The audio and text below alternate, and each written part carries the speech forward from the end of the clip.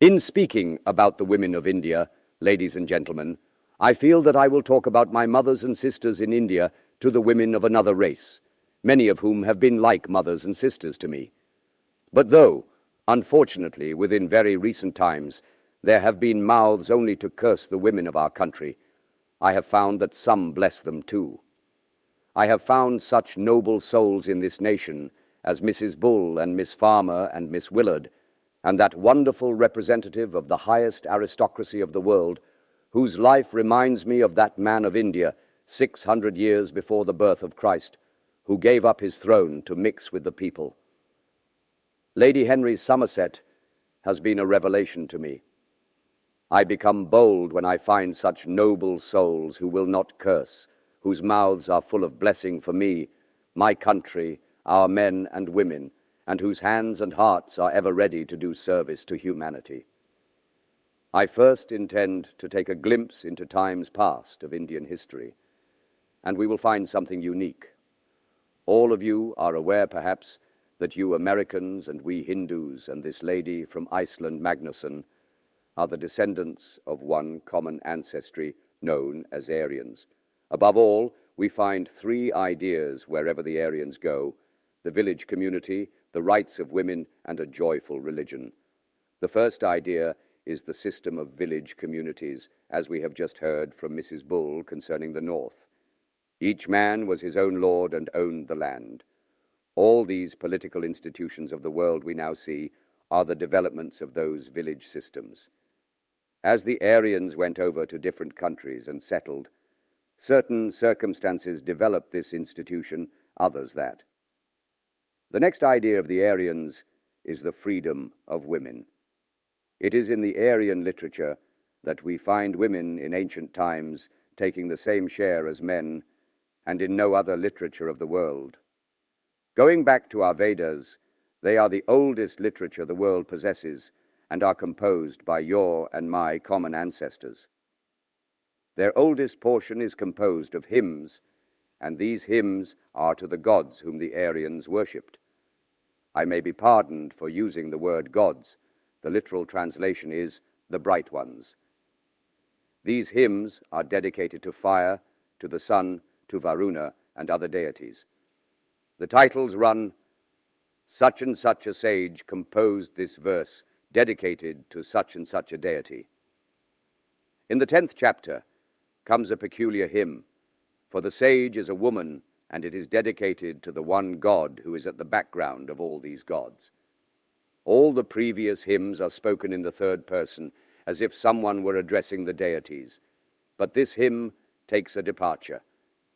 God is speaking for herself. The pronoun used is I. I am the Empress of the universe, the fulfiller of all prayers. This is the first glimpse of women's work in the Vedas. As we go on, we find them taking a greater share, even officiating as priests. There is not one passage throughout the whole mass of literature of the Vedas which can be construed even indirectly as signifying that woman could never be a priest. In fact, there are many examples of women officiating as priests. Then we come to the last portion of these Vedas, which is really the religion of India, the concentrated wisdom of which has not been surpassed even in this century. There, too, we find women preeminent. A large portion of these books are words which have proceeded from the mouths of women. It is there recorded with their names and teachings. There is that beautiful story of the great sage Yajnavalkya, the one who visited the kingdom of the great king Janaka. And there, in that assembly of the learned, people came to ask him questions. One man asked him, "How am I to perform this sacrifice?" Another asked him, "How am I to perform the other sacrifice?" And after he had answered them, there arose a woman who said, "These are childish questions. Now have a care. I take these 2 arrows, my 2 questions. Answer them if you can, and we will then call you a sage. The first is, what is the soul? The second is, what is God?" Thus arose in India the great questions about the soul and God, and these came from the mouth of a woman. The sage had to pass an examination before her, and he passed well. Coming to the next stratum of literature, our epics, we find that education has not degenerated. Especially in the caste of princes, this ideal was most wonderfully held. In the Vedas, we find this idea of marrying the girls chose for themselves. So the boys. In the next stratum, they are married by their parents, except in one caste. Even here, I would ask you to look at another side. Whatever may be said of the Hindus, they are one of the most learned races the world has ever produced. The Hindu is the metaphysician. He applies everything to his intellect. Everything has to be settled by astrological calculation. The idea was that the stars govern the fate of every man and woman. Even today, when a child is born, a horoscope is cast. That determines the character of the child. One child is born of a divine nature, another of a human, others of lower character. The difficulty was, if a child who was of a monster character was united with a child of a god character, would they not have a tendency to degenerate each other? The next difficulty was, our laws did not allow marriage within the same clans. Not only may one not marry within his own family or even one of his cousins, but one must not marry into the clan of his father or even of his other. A third difficulty was, if there had been leprosy or phthisis or any such incurable disease within 6 generations of either bride or bridegroom, then there must not be a marriage. Now, taking into account these 3 difficulties, the Brahmin says, if I leave it to the choice of the boy or girl to marry, the boy or girl will be fascinated with a beautiful face. And then very likely all these circumstances will bring ruin to the family. This is the primary idea that governs our marriage laws, as you will find. Whether right or wrong, there is this philosophy at the background. Prevention is better than cure. That misery exists in this world is because we give birth to misery. So the whole question is how to prevent the birth of miserable children. How far the rights of a society should extend over the individual is an open question. But the Hindus say that the choice of marriage should not be left in the hands of the boy or girl. I do not mean to say that this is the best thing to do, nor do I see that leaving it in their hands is at all a perfect solution. I have not found a solution yet in my own mind, nor do I see that any country has one. We come next to another picture. I told you that there was another peculiar form of marriage generally among the royalty, where the father of the girl invited different princes and noblemen, and they had an assembly. The young lady, the daughter of the king, was born on a sort of chair before each one of the princes in turn, and the herald would repeat, "This is Prince so-and-so, and these are his qualifications." The young girl would either wait or say, "Move on." And before the next prince, the crier would also give a description, and the girl would say, "Move on." Then at last, she would ask one of the servants to throw the garland over the head of the man, and it would be thrown to show he was accepted. These marriages were specially reserved for the prince caste. The oldest Sanskrit poem in existence, the Ramayana, has embodied the loftiest Hindu ideal of a woman in the character of Sita. We have not time to go through her life of infinite patience and goodness. We worship her as God incarnate, and she is named before her husband Rama. We say not Mr. and Mrs., component placement, but Mrs. and Mr., and so on, with all the gods and goddesses naming the woman first.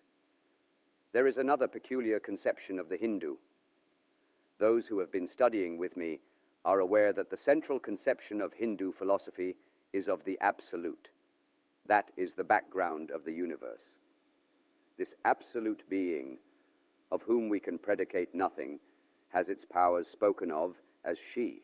That is, the real personal God in India is she. This Shakti of the Brahman is always in the feminine gender. Rama is considered the type of the absolute, and Sita that of power. We have no time to go over all the life of Sita, but I will quote a passage from her life that is very much suited to the ladies of this country. The picture opens when she was in the forest with her husband, whither they were banished. There was a female sage whom they both went to see. Her fasts and devotions had emaciated her body. Sita approached this sage and bowed down before her. The sage placed her hand on the head of Sita and said, "It is a great blessing to possess a beautiful body. You have that. It is a greater blessing to have a noble husband. You have that. It is the greatest blessing to be perfectly obedient to such a husband. You are that. You must be happy."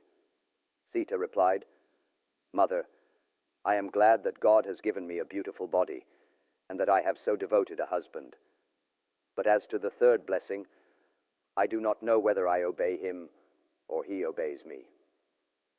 One thing alone I remember, that when he took me by the hand before the sacrificial fire, whether it was a reflection of the fire or whether God himself made it appear to me, I found that I was his, and he was mine. And since then, I have found that I am the complement of his life, and he of mine." If you have any lawyer friend and can take up commentaries on the Hindu law, you will find it all for yourselves. A girl may bring $1 million to her husband, but every dollar of that is hers. Nobody has any right to touch $1 of that. If the husband dies without issue, the whole property of the husband goes to her, even if his father or mother is living. And that has been the law from the past to the present time. That is something which the Hindu woman has had beyond that of the women of other countries. The older books, or even newer books, do not prohibit the Hindu widows from being married. It is a mistake to think so. They give them their choice, and that is given to both men and women. The idea in our religion is that marriage is for the weak, and I don't see any reason to give up that idea today. They who find themselves complete, what is the use of their marrying? And those that marry, they are given one chance. When that chance is over, both men and women are looked down upon if they marry again. But it is not that they are prohibited. It is nowhere said that a widow is not to marry. The widow and widower who do not marry are considered more spiritual. Men, of course, break through this law and go and marry, whereas women, they being of a higher spiritual nature, keep to the law. For instance, our books say that eating meat is bad and sinful, but you may still eat such and such a meat, mutton, for instance. I have seen thousands of men who eat mutton, and never in my life have I seen a woman of higher caste who eats meat of any kind. This shows that their nature is to keep the law, keeping more towards religion, but do not judge too harshly of Hindu men. You must try to look at the Hindu law from my position too, for I am a Hindu man. This non-marriage of widows gradually grew into a custom, and whenever in India a custom becomes rigid, it is almost impossible to break through it, just as in your country you will find how hard it is to break through a 5-day custom of fashion. In the lower castes, except 2, the widows remarry. There is a passage in our later law books that a woman shall not read the Vedas, but they are prohibited to even a weak Brahmin. If a Brahmin boy is not strong-minded, the law is applied to him also. But that does not show that education is prohibited to them, for the Vedas are not all that the Hindus have. Every other book women can read. All the mass of Sanskrit literature, that whole ocean of literature, science, drama, poetry, is all for them. They can go there and read everything, except the Vedic scriptures. In later days, the idea was that woman was not intended to be a priest. So what is the use of her studying the Vedas? In that, the Hindus are not so far behind other nations. When women give up the world and join our order, they are no longer considered either men or women. They have no sex. The whole question of high or low caste, man or woman, dies out entirely.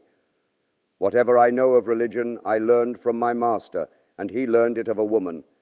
Coming back to the Rajput woman, I will try to bring to you a story from some of our old books, how during the Mohammedan conquest, One of these women was the cause of what led to the conquest of India.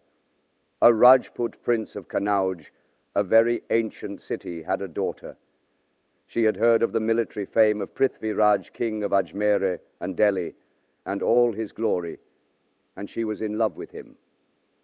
Now her father wanted to hold a Rajasuya sacrifice, so he invited all the kings in the country. And in that sacrifice, they all had to render menial service to him because he was superior over all. And with that sacrifice, he declared there would be a choice by his daughter. But the daughter was already in love with Prithvi Raj.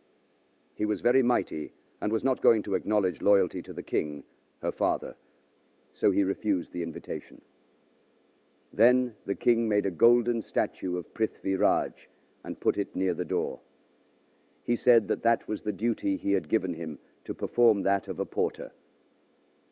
The upshot of the whole affair was that Prithvi Raj, like a true knight, came and took the lady behind him on his horse, and they both fled. When the news came to her father, he gave chase with his army, and there was a great battle in which the majority of both armies was killed, and thus the Rajputs were so weakened that the Mohammedan Empire in India began. When the Mohammedan Empire was being established in northern India, the Queen of Chittor was famed for her beauty, and the report of her beauty reached the Sultan, and he wrote a letter for the Queen to be sent to his harem. The result was a terrible war between the King of Chittor and the Sultan. The Mohammedans invaded Chittor, and when the Rajputs found they could not defend themselves anymore, the men all took sword in hand and killed and were killed, and the women perished in the flames. After the men had all perished, the conqueror entered the city. There in the street was rising a horrible flame. He saw circles of women going around it, led by the queen herself. When he approached near and asked the queen to refrain from jumping into the flames, she said, "This is how the Rajput woman treats you," and threw herself into the fire. It is said that 74,500 women perished in the flames that day to save their honor from the hands of the Mohammedans. Even today, when we write a letter, after sealing it, we write 74.5 upon it, meaning that if one dares to open this letter, that sin of killing 74,500 women will be upon his head. I will tell you the story of another beautiful Rajput girl. There is a peculiar custom in our country called protection. Women can send small bracelets of silken thread to men, and if a girl sends one of these to a man, that man becomes her brother. During the reign of the last of the Mughal emperors, the cruel man who destroyed that most brilliant empire of India, he similarly heard of the beauty of a Rajput chieftain's daughter. Orders were sent that she should be brought to the Mughal harem. Then a messenger came from the emperor to her with his picture, and he showed it to her. In derision, she stamped upon it with her feet and said, "Thus the Rajput girl treats your Mughal emperor." As a result, the imperial army was marched into Rajputana. In despair, the chieftain's daughter thought of a device. She took a number of these bracelets and sent them to the Rajput princes with a message, "Come and help us." All the Rajputs assembled, and so the imperial forces had to go back again. I will tell you a peculiar proverb in Rajputana. There is a caste in India called the shop class, the traders. They are very intelligent, some of them, but the Hindus think they are rather sharp. But it is a peculiar fact that the women of that caste are not as intelligent as the men. On the other hand, the Rajput man is not half as intelligent as the Rajput woman.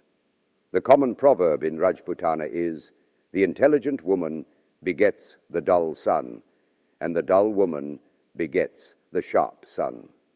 The fact is, whenever any state or kingdom in Rajputana has been managed by a woman, it has been managed wonderfully well. We come to another class of women. This mild Hindu race produces fighting women from time to time. Some of you may have heard of the woman Lakshmi Bai, Queen of Jhansi, who, during the mutiny of 1857, fought against the English soldiers and held her own ground for 2 years, leading modern armies, managing batteries, and always charging at the head of her army. This queen was a Brahmin girl. A man whom I know lost 3 of his sons in that war. When he talks of them, he is calm. But when he talks of this woman, his voice becomes animated. He used to say that she was a goddess. She was not a human being. This old veteran thinks he never saw better generalship. The story of Chand Bibi, or Chand Sultana, is well known in India. She was the queen of Golconda, where the diamond mines were. For months she defended herself. At last, a breach was made in the walls. When the imperial army tried to rush in there, she was in full armor, and she forced the troops to go back. In still later times, perhaps you will be astonished to know that a great English general had once to face a Hindu girl of 16. Women in statesmanship, managing territories, governing countries, even making war, have proved themselves equal to men, if not superior. In India, I have no doubt of that. Whenever they have had the opportunity, they have proved that they have as much ability as men, with this advantage that they seldom degenerate.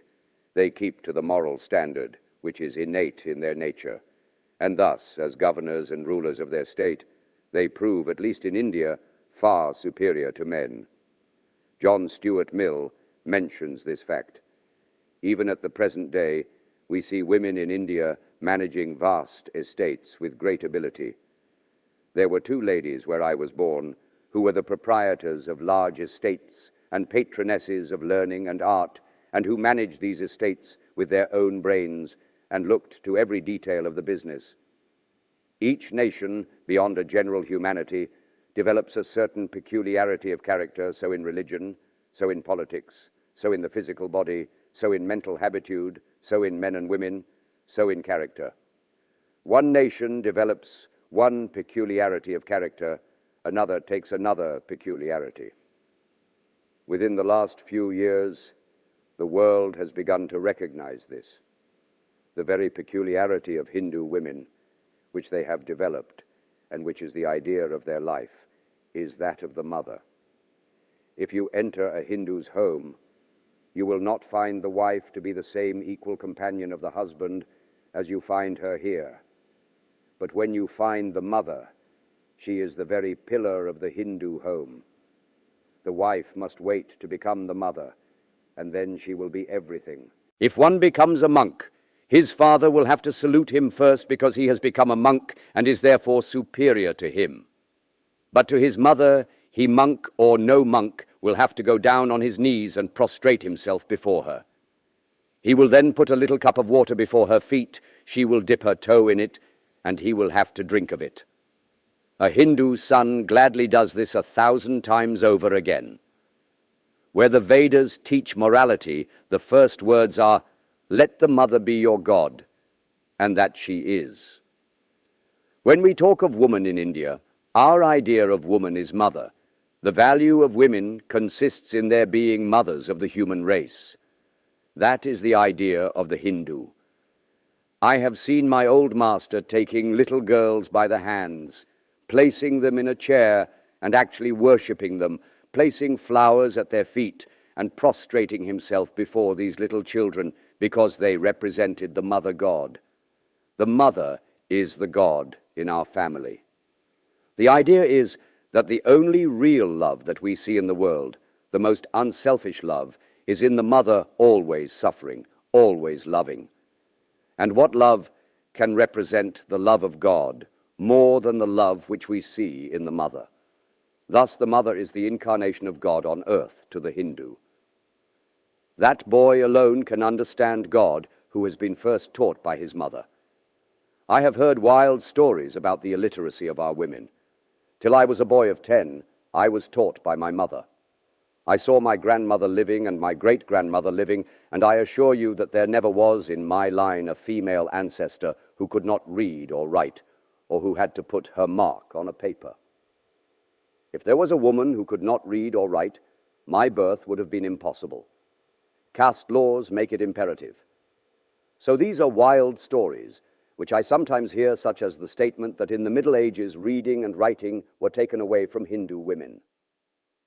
I refer you to Sir William Hunter's History of the English People, where he cited Indian women who could calculate a solar eclipse. I have been told that either too much worship of the mother makes the mother selfish, or too much love of the children for the mother makes them selfish. But I do not believe that. The love which my mother gave to me has made me what I am, and I owe a debt to her that I can never repay. Why should the Hindu mother be worshipped? Our philosophers try to find a reason, and they come to this definition. We call ourselves the Aryan race. What is an Aryan? He is a man whose birth is through religion. This is a peculiar subject, perhaps, in this country, but the idea is that a man must be born through religion, through prayers. If you take up our law books, you will find chapters devoted to this, the prenatal influence of a mother on the child.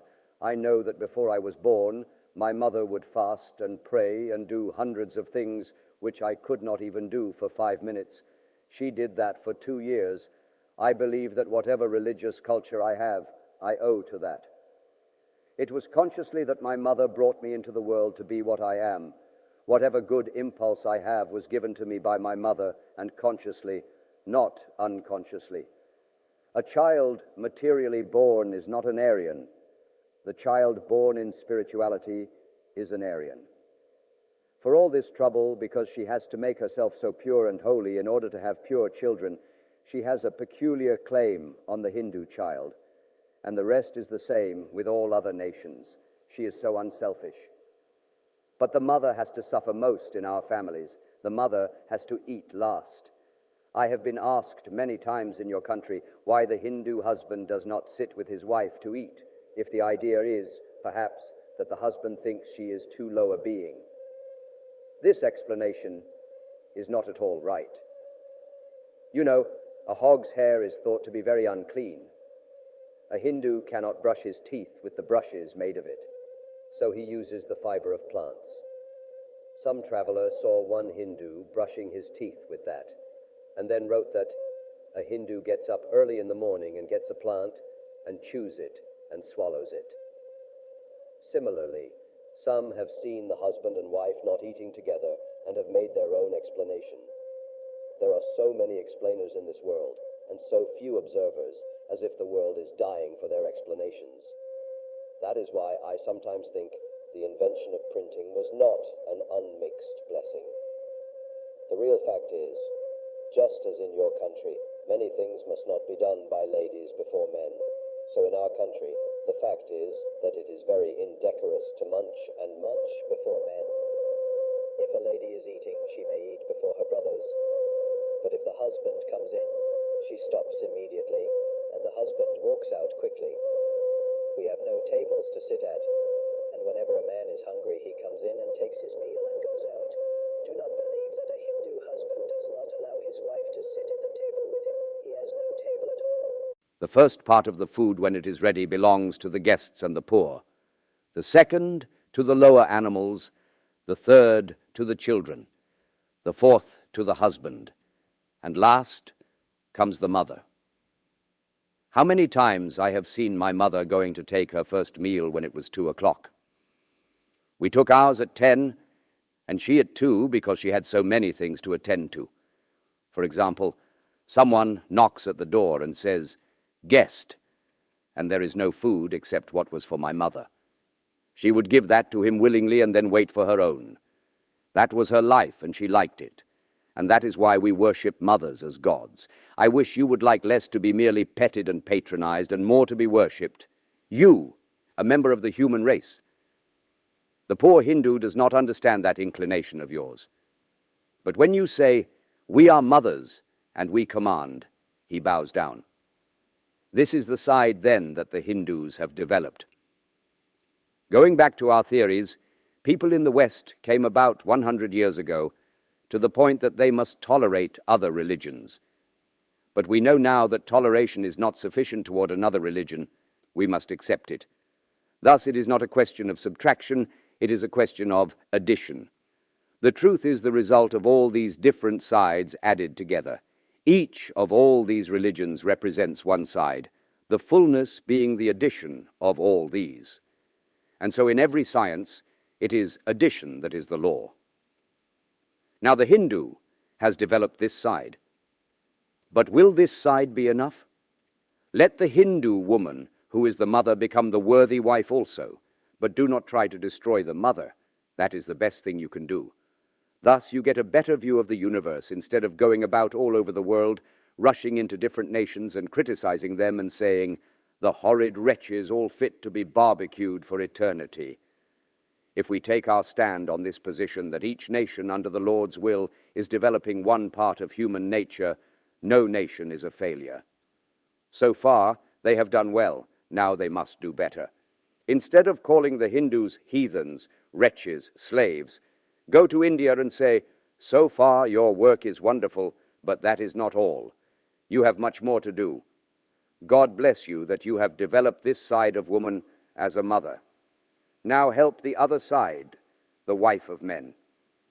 And similarly, I think I tell it with the best spirit that you had better add to your national character a little more of the mother side of the Hindu nature. This was the first verse that I was taught in my life, the first day I went to school. He indeed is a learned man who looks upon all women as his mother, who looks upon every man's property as so much dust, and looks upon every being as his own soul. There is the other idea of the woman working with the man. It is not that the Hindus had not those ideals, but they could not develop them. It is alone in the Sanskrit language that we find 4 words meaning husband and wife together. It is only in our marriage that they both promise, "What has been my heart now may be thine." It is there that we see that the husband is made to look at the pole star, touching the hand of his wife and saying, "As the pole star is fixed in the heavens, so may I be fixed in my affection to thee." And the wife does the same. Even a woman who is vile enough to go into the streets can sue her husband and have a maintenance. We find the germs of these ideas in all our books throughout our nation, but we were not able to develop that side of the character. We must go far beyond sentiment when we want to judge.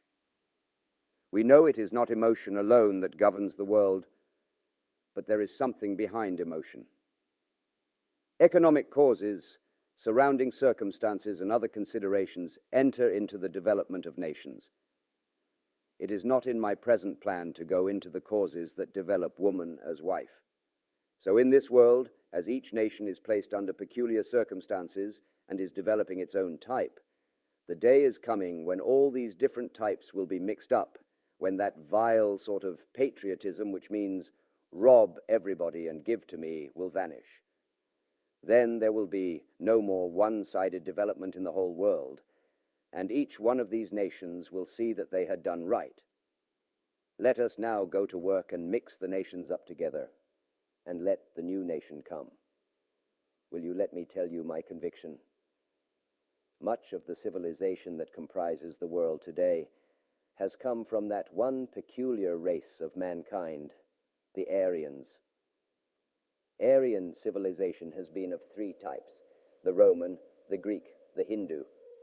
The Roman type is the type of organization, conquest, steadiness, but lacking in emotional nature, appreciation of beauty, and the higher emotions. Its defect is cruelty. The Greek is essentially enthusiastic for the beautiful, but frivolous, and has a tendency to become immoral. The Hindu type is essentially metaphysical and religious, but lacking in all the elements of organization and work. The Roman type is now represented by the Anglo-Saxon, the Greek type more by the French than by any other nation, and the old Hindus do not die.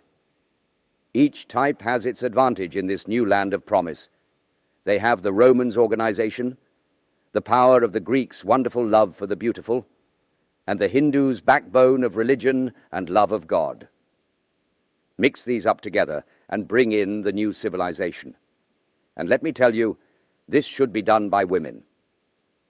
There are some of our books which say that the next incarnation, and the last, we believe in 10, is to come in the form of a woman.